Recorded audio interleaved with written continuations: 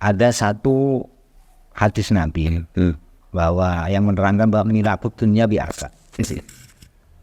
Jadi tegaknya dunia, ibarat desa ini bisa tegak, kemudian bisa berkembang, bisa sejahtera. Itu biarba, sebab ada 4 unsur.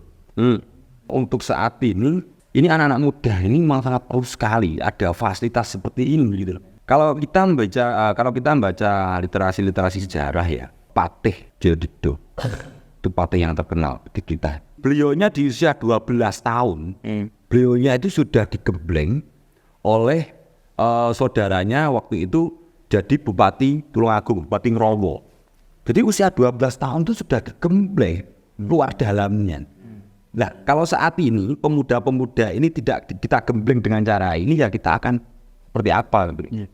Ya dengan munculnya Pondok Paseduluran Asakirin ini menjadi solusi buat kami sebagai warok gitu loh. Iya, betul. Buat kami sebagai warok ini satu solusi. Karena dari sisi agama nanti akan diperkuat dengan Pondok Paseduluran Asakirin. Salam Sari untuk Blitar, sambung latih masyarakat Minggir Sari untuk Blitar. Ini jabatannya juga banyak. Ketua NU Minggir Sari, Kemen, Kaprodi. Dan memang kalau kita menyikapi suatu desa ini dari unsur ulama, umarok ini kita harus berjalan bareng. Ya. Dengan makom yang berbeda-beda. Kalau umarok ini banyak kita di kemasyarakatan, di ekonomi, di pemberdayaan dan sebagainya. Kalau ulama bagaimana pendampingan secara mental, spiritual kan di sini. Tanpa berjalan bareng, gak iso apa-apa. Karena lagi. Dan gotong royong ini harus kita wujudkan karena ini sudah menjadi budaya yang ada di negara kita Indonesia ini. Oke, silakan. Saya minta tolong dari Pak Ustadz Alim Baidillah ini dengan tujuan-tujuan ini yang keren nanti mendidik dari santri ini keluar dari Pondok Asakirin, Pondok Paseduluran Asakirin ini bisa menjadi mempunyai skill dan bisa bermasyarakat. Ini bagaimana?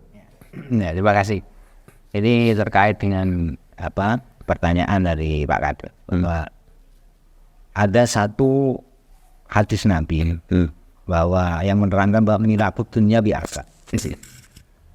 Jadi tegaknya dunia, ibarat desa ini bisa tegak, kemudian bisa berkembang, bisa sejahtera. Itu biarba, sebab ada 4 unsur. Yang pertama ada ilmu ulama. Ya, ilmunya ulama ini penting. Ya. Nah, ilmu ulama ini juga diajarkan di Pondok Pesantren Seduluran Asakirin di Minggir Sari ini. Artinya apa? Kita sebagai pengelola paham betul bahwa ada ilmu-ilmu yang wajib dipelajari sebagai suatu menu yang harus ada di Pondok Pesantren Seduluran Asakirin. Ya. Ini ada bagian-bagian ini ilmu yang wajib harus pelajari. Ya.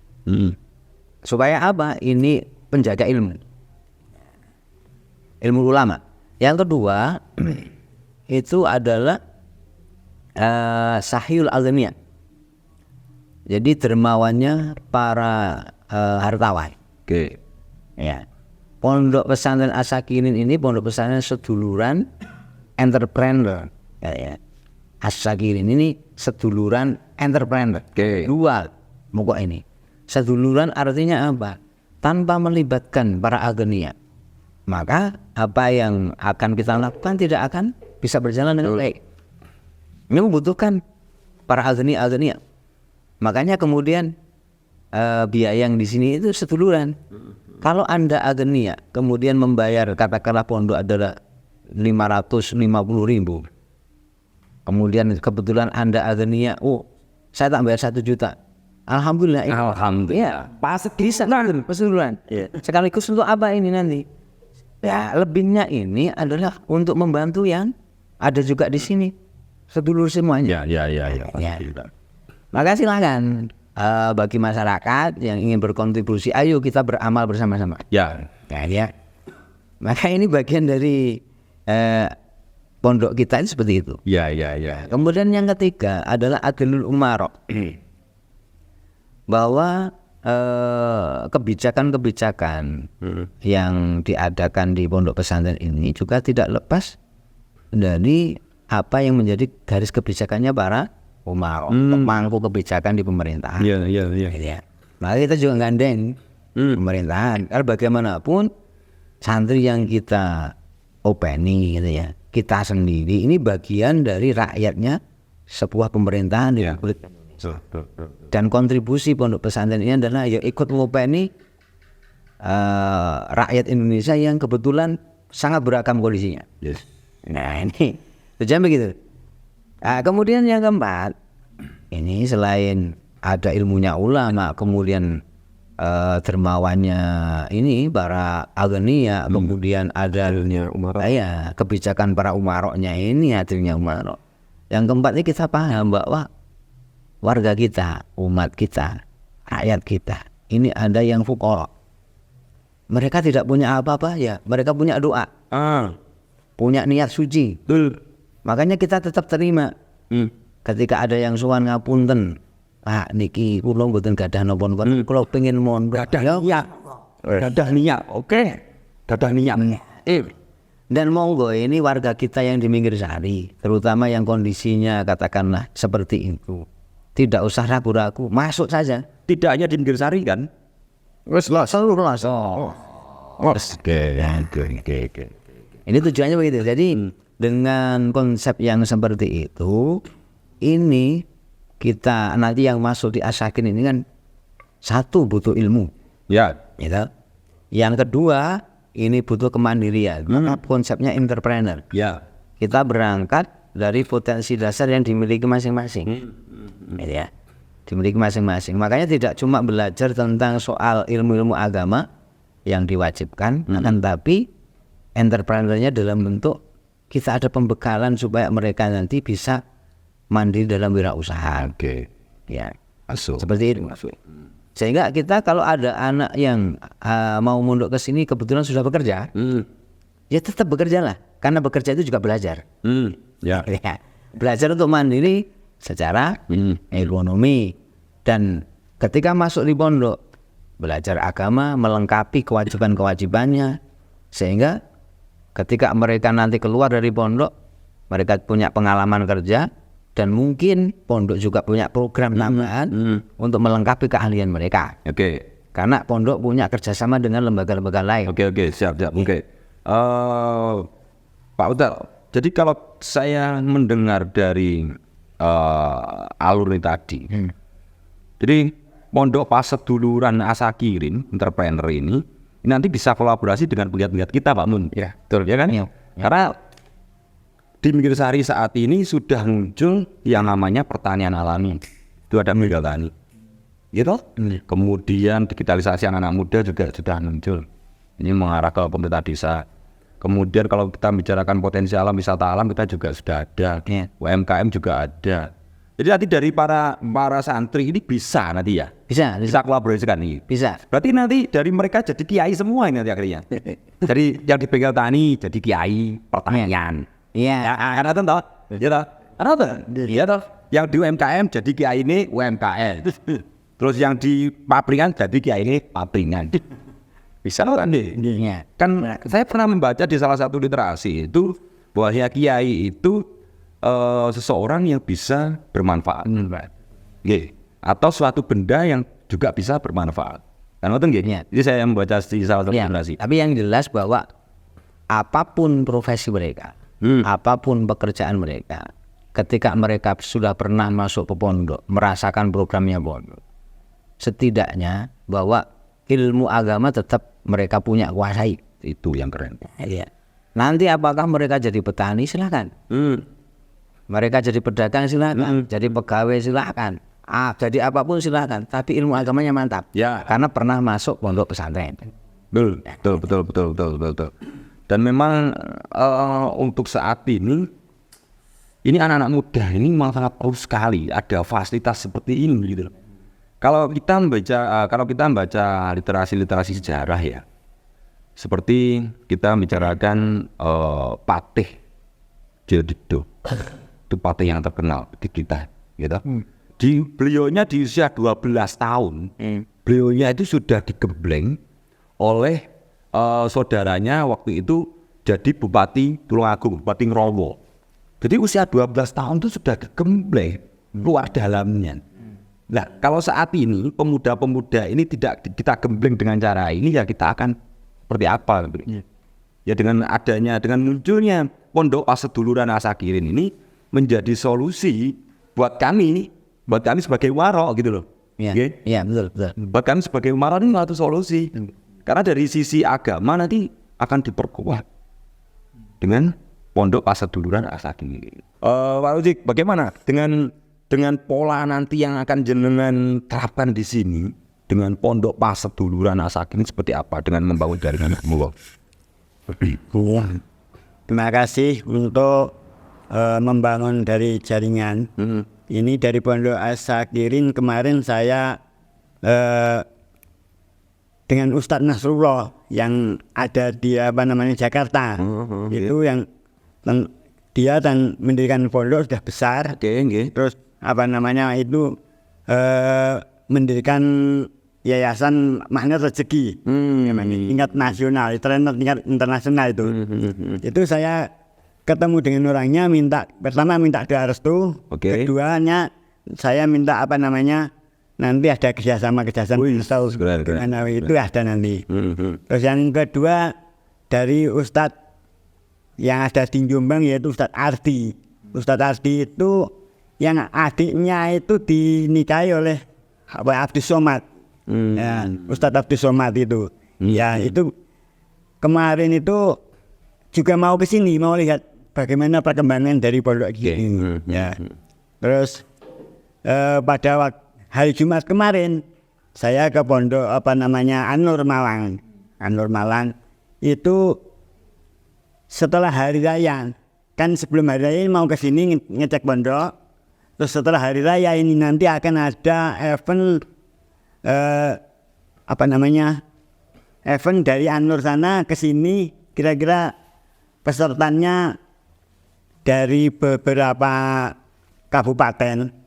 Itu ada 6 kabupaten. Dari nanti berapa? Ya nanti insya Allah kurang lebih berapa nanti saya mau ke sini orangnya, ahlinya. Ya itu nanti akan lihat ke sini, terus bagaimana perkembangannya nanti bisa kerjasama yang lain. Ya tentang perkanan pelajar atau pondok santri atau nanti hubungan yang lain nanti bisa kita persiapkan karena nanti masalah-masalahnya ada yang ke sini nanti perwakilan. Ya dari itu setelah di dari pondok ini anak-anak muda ini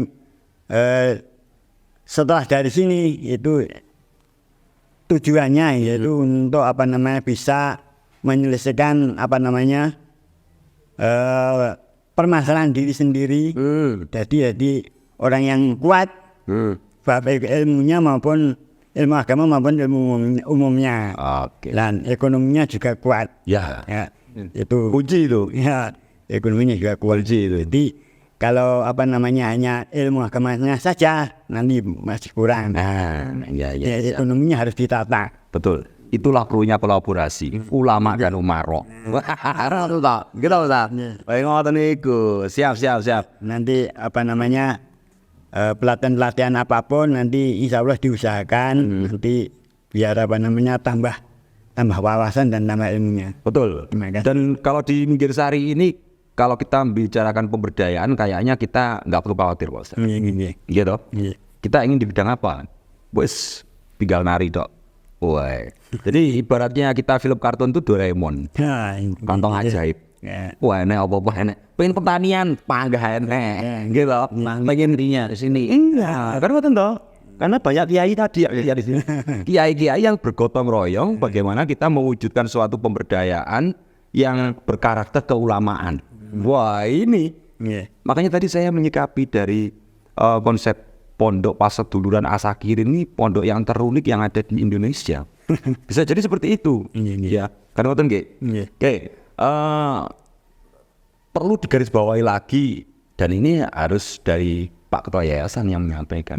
Karena kalau kita bicarakan pasti orang akan bertanya-tanya terus terkait biaya. biaya ini salah satu faktor, Ya, ya kan? pertimbangan. Tadi Pak Ustadz menyampaikan tidak mempunyai biaya tapi mempunyai niat. Ini luar biasa ini. Karena ketika niat ini tersambung dengan Gusti Allah, ya insya Allah akan biaya pun akan mengalir kan katanya. Monggo dari Pak Ketua Yayasan silakan disampaikan lagi pendetailannya seperti apa. Jadi ditekankan sifat pasedulurannya itu seperti apa. Monggo. Oke. Terima kasih Pak Ades. Jadi kenapa sih paseduluran? Tadi di depan sudah saya singgung bahwa biaya itu nomor 2 bro. Oh. Yang nomor 1 adalah niat. Where there is a way, there is a way. Gitu. Nah ada kemauan, di situ ada jalan. Kalau nggak salah kayak gitu. Ya, ya. Yang penting usaha. Jadi kami di Asyakirin ini kita kilas balik bahwa Pondok Paseduluran Entrepreneur Asyakirin itu backupnya orang-orang yang mumpuni bro. Jadi mulai dari nama kita dikasih nama Asyakirin itu nyari namanya Pak Lurah. Itu internasional. Jadi yang ngasih nama ini adalah Habib Umar. Habib Umar bin Ya. Bin Salim. bin Salim bin Oke. Habib di Hadramaut. Iya, Mas. Bener-bener namanya dari sana dibawa ke sini. Kemudian uniknya sekarang ini Pak Kades ya. Uniknya sekarang ini banyak pengusaha atau orang-orang yang maunya enak gitu. Jadi dia ibadahnya syar'i, dia nunggu dulu kalau kerjaan udah selesai gitu ya. Akan tapi mereka juga orang-orang ini juga galau, juga gundah sehingga mereka cari jalan pintas. Nah, para pengusaha-pengusaha ini banyak yang menggunakan jalan sebagian harta saya titipkan ke sini, ke sini, ke sini. Meskipun secara syariat mereka itu kurang. Jadi masing-masing mempunyai peran. Toh orang seperti itu nanti akan disikapi oleh Yai Arif Ubaidillah senior kita di sini. Kenapa Pak ada orang kayak itu? Jadi urusan biaya itu kita nomor 2 bro. Yang penting satu niat. Dan di sini kalian keluar dari di sini ada garansi-garansi yang pasti kalian dapat. Keluar dari sini dapat apa? Bisa apa? Terus gimana gitu? Kalau dilihat dari kata-katanya ini Pak Kades, dari judulnya ya, bahwa Pondok Paseduluran Entrepreneur Asyakirin. Entrepreneur itu apa? Mampu bersaing secara ekonomi. Seandainya udah keluar dari Asyakirin Dengan inovasi-inovasi. dengan inovasi yang mempunyai jiwa pertanian, kita kirim di bengkel tani. Kebetulan insinyurnya bengkel tani adalah pengurus kita juga. Oh iya. Pondok pesantren juga. Namanya Pak Saiful. Oke.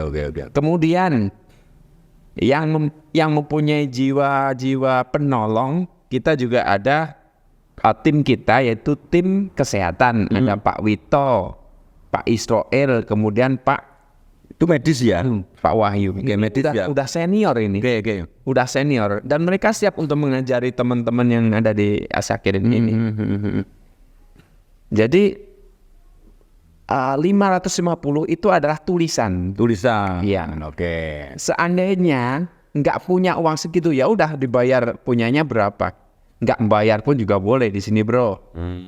Makan udah dicukupi. Kemudian entrepreneurnya apa? Kita nggak menyediakan, sementara ini kita nggak menyediakan jasa mencuci pakaian, jasa ini itu, agar jiwa entrepreneurnya kemandiriannya bisa keluar gitu Pak.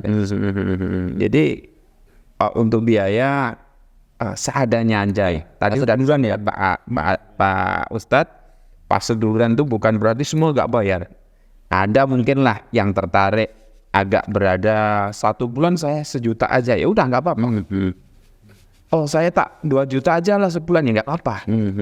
Oh saya 500, saya 300, saya 250 ya udahlah terserah gitu. Sesuai kemampuan, sesuai akad dari hati. Iya betul sekali. Dan itu akan membuat nyaman, sangat nyaman sekali. Sekian segala fasilitas sudah kita penuhi Pak Kades. Oke. Apapun yang dibutuhkan oleh santri, kesehatan lah, air dingin lah.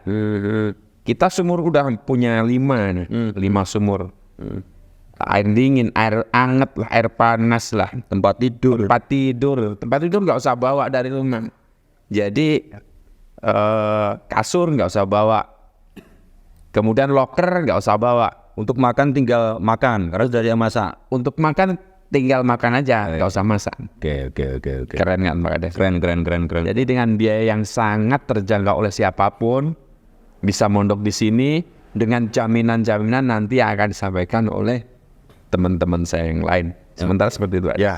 Jadi kalau saya garis bawahi sekali lagi, yang namanya Pondok Pasar Duluran Entrepreneur Asakirin ini benar-benar fleksibel. Dan ini mengarah ke tuntutan saat ini. Banyak saudara-saudara kita yang mohon maaf ya, barangkali kurang mampu dan sebagainya, tapi ingin memberikan atau bisa memberikan anaknya itu suatu pendidikan yang layak kan. Ya. Kan gitu kan. Terus di pendidikan keagamaan juga yang layak kan, dan sebagainya. Ya ini sekarang itu solusi. Jadi untuk dulur-dulur semuanya jangan ragu bagaimana Pondok Pasar Duluran Asakirin ini bisa akan berupaya mencetak generasi penerus bangsa. Betul. Ya. Jadi santri ini bagaimana nantinya bisa benar-benar terjun ke masyarakat. Baik itu dari bidang agama, baik itu dari bidang kemasyarakatan, ekonomi dan sebagainya.